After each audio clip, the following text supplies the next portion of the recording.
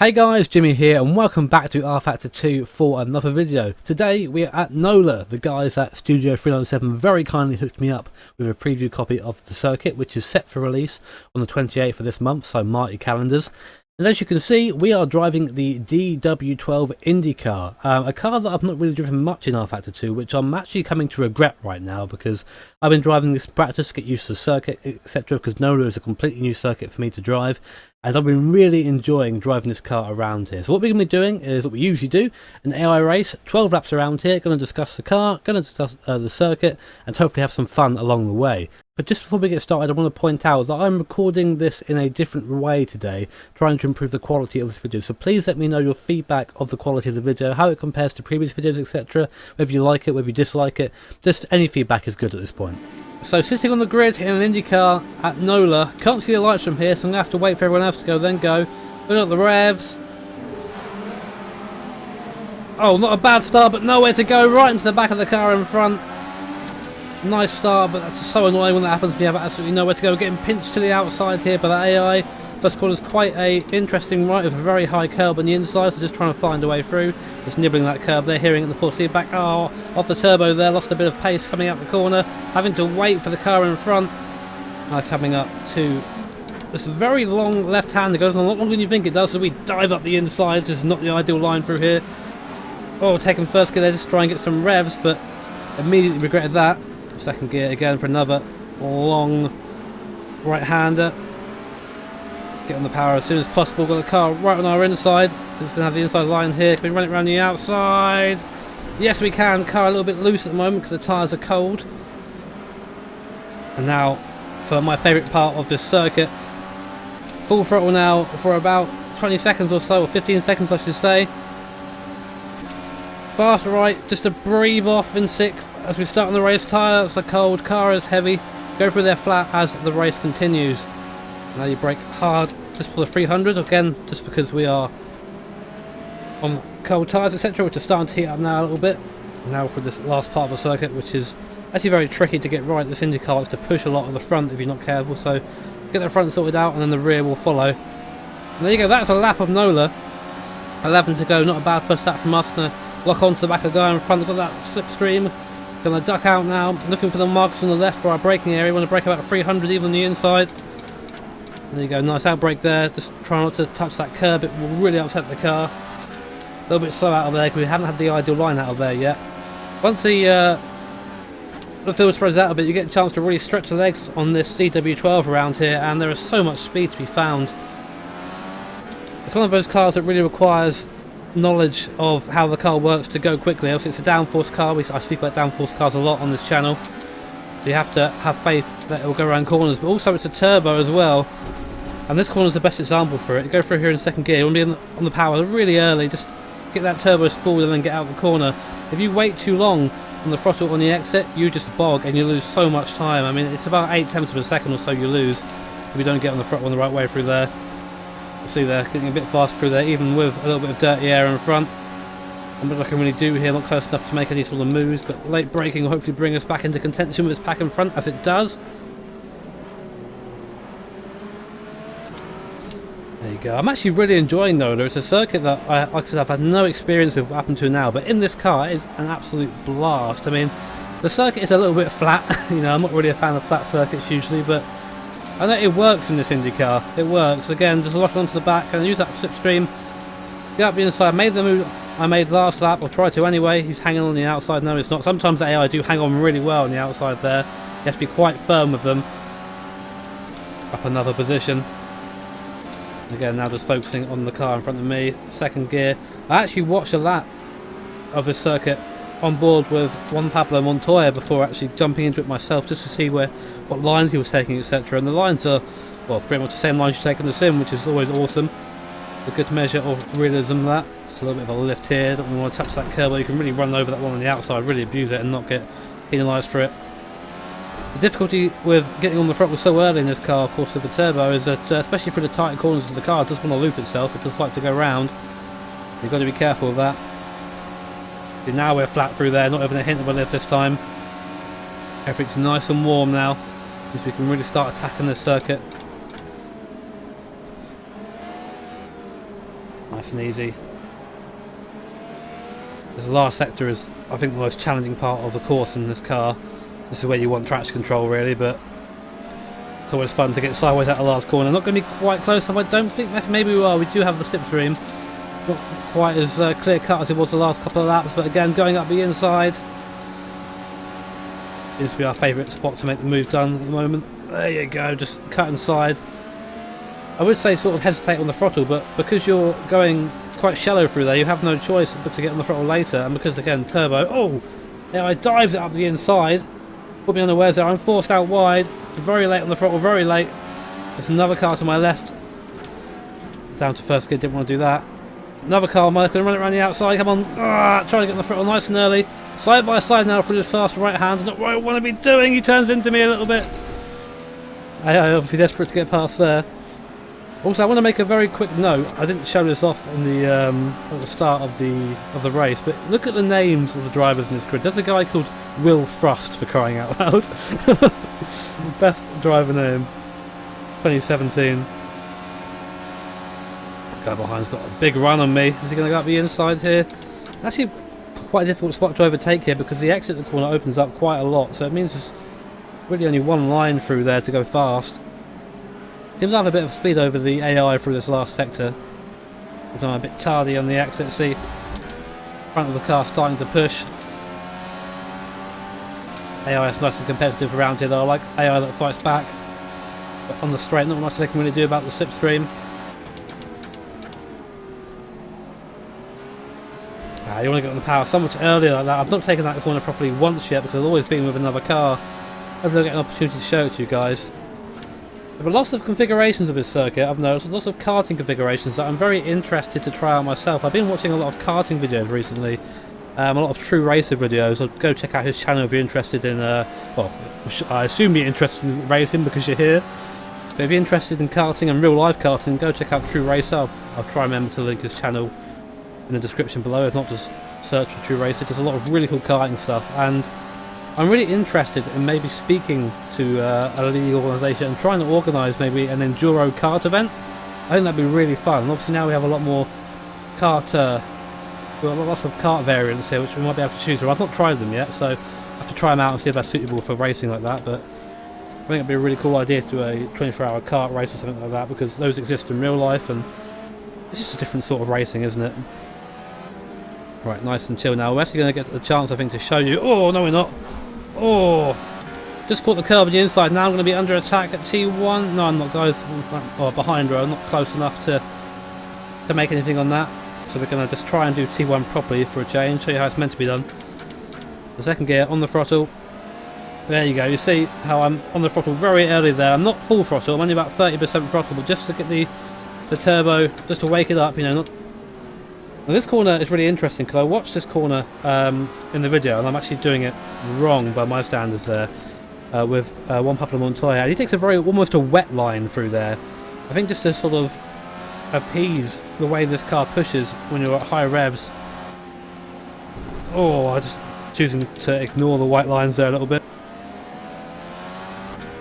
What's the curb there, used from the outside. This corner gets a little bit less interesting as the race sort of goes on because it becomes sort of easy flat as opposed to just flat. It's just to get the line right though. You get the line wrong, you are going wide.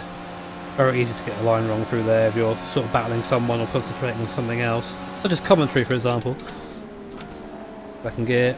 Breathe on the throttle. See the rear wants to come around there. Oh, that's a bit too fast. Understeer. Visible push at the front there. The thing I like about this DW12 is that a lot of open wheel cars require a bit of setup work before you can really go and drive them. The default setup on the DW12 is actually really good around here. It's actually a really decent setup. I'm sure there are improvements I could make to that setup, but it still feels really good. Very positive.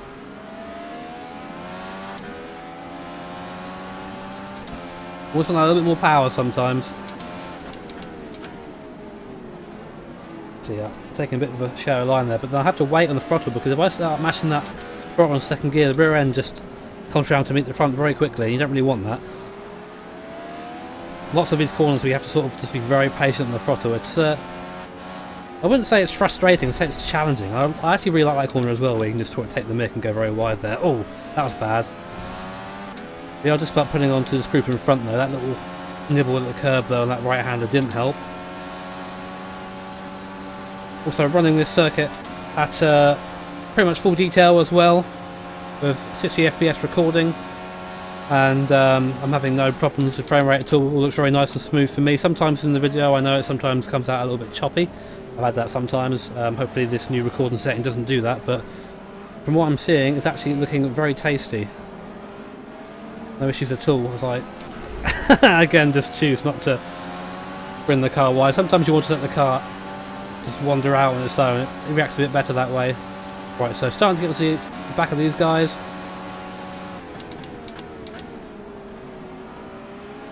A little bit slow through. That's actually a very tricky corner. Because you want to get, again, it's one of those corners where you want to get on the throttle very quickly. And the rear end is sometimes not as compliant as you want it to be. Don't touch the curbs, Jimmy. The curbs are actually evil around here. See how much you have to just... Oh my Christ.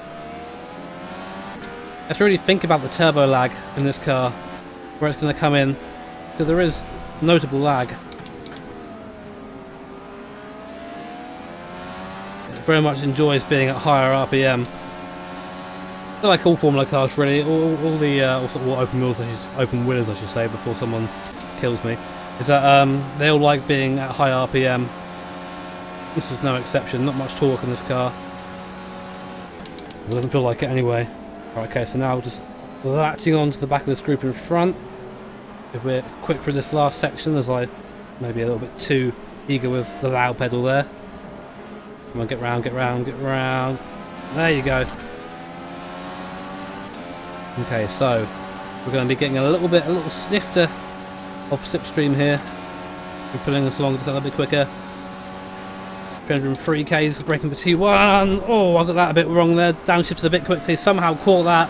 I thought that was our our race over then, but luckily I managed to catch that. These cars are very catchable. I think people know these cars are meant to go sideways sometimes, so that's sort of been accounted for in the way they handle. It's not a fact if they go sideways, there's no chance you can catch them. Obviously there is a limit. These things aren't meant to drift. But there's a little bit of safety margin. I like that, the fact that AI go wide there as well. That's nice, because sometimes you get AI which are just bound by the white lines and will not even think about straying outside them. But I like that the AI take that line. I take a sort of a bit of a shallower line on the, or wider line on the first chicane there. Sorry, so I can get a better run through the second corner. It's not a chicane. I guess it's a chicane. First corner of the chicane. There you go. Nice group of cars here. It's always good when they're together, because it means they're going to run a bit slower than they usually would, and it means that we can sort of capitalise on that and get a bit closer. Again, I'm just a bit clumsy for that last section, but guy in front has lost his toe. We're now right on his, so we're going to have a run into T1, maybe. 6th gear, pull to the right. Oh, he goes to defensive. Not quite close enough this time. Nice defending there by that AI, but he gets a poor run out of T1. Again, we're have a slipstream up the inside. T3. Thank you very much. Move made. Nice and slow on that apex. Try not to let anyone take advantage of me there. Car is still there. Looks at the inside, but I managed to stop him there. Rear tyre starting to scramble a little bit now. I'm on the alternative tyre, which I assume is like a softer compound. Again, unfortunately my knowledge of the series isn't great. Again, nibbling that curb. I've got to stop doing that. I'm just trying to take as much speed as possible through there, but if you touch that curb it just ruins it, because it just really upsets the car, as you can see. 6th gear again. I love how I can feel the tyre just grip in those high speed corners.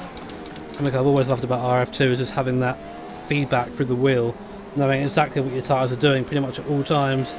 Allows you to drive better. Bring it in, nice and soft, and then let it loose. Going nice through there. Can't be too long left in this race. Now it's only a short lap round here, only about a minute 20, minute 21. I'm sure there are people who go faster around here than that, but for me that's the lap time anyway. Being a bit more careful with my downshifts, learning from last time. Bit of a fight going on ahead, which means, guess what, we get to get involved as well. Oh, car forced wide. Can we get up the inside here? Turbo wide. One bit of a thing is, can't really get the gearing right through there. I've looked at trying to improve gearing, but the gearing you have here is better for the rest of the circuit, so you just have to suffer at that corner really. Do make up a place though. Left through there in fourth. Back on the power. Second gear. Oh, AI catches me unsighted a little bit actually, and I lose a place. I might lose 2 here. You're going to lose 2. I'm not going to lose 3 though. I love when AI is this competitive. Having to lift off the throttle there because I had a bit of a slipstream I didn't want through there. In the toe now though, again, not quite like to overtake, but I'll have a look. Sweep to the inside, absolute cut across the front of the guy behind me. He then goes, look around the outside, but that's not going to work. That was a very aggressive move by me there. Sometimes aggression is fun though. Really abusing the track limits there, but hey ho. 1 lap to go then. Can we make any more places for the end of this race? I hope we can. Oh, I'll just turn in a bit late there. Oh, rear tyres are starting to get a little bit angry at me. Only one way to kill that, and that's by drifting more on the throttle. Not quite enough. Car behind looking very feisty as well, wanting that place back after that very aggressive move by me. Rear end dancing there, and I'm on the throttle. Not a slot to overtake, not really. What about it? Ah, and there you go. Being too close through there, my run is compromised slightly, but we might be close enough for a move at the end of the straight again, just like last lap. And I go in front, that's too much of a toe. I'm not going to be close enough, I don't think. I think this is the way we're going to be finishing. Let's do something very special in the last sector. Ah, I just wanted to throw it up the inside then, but I know the gap was going to just disappear.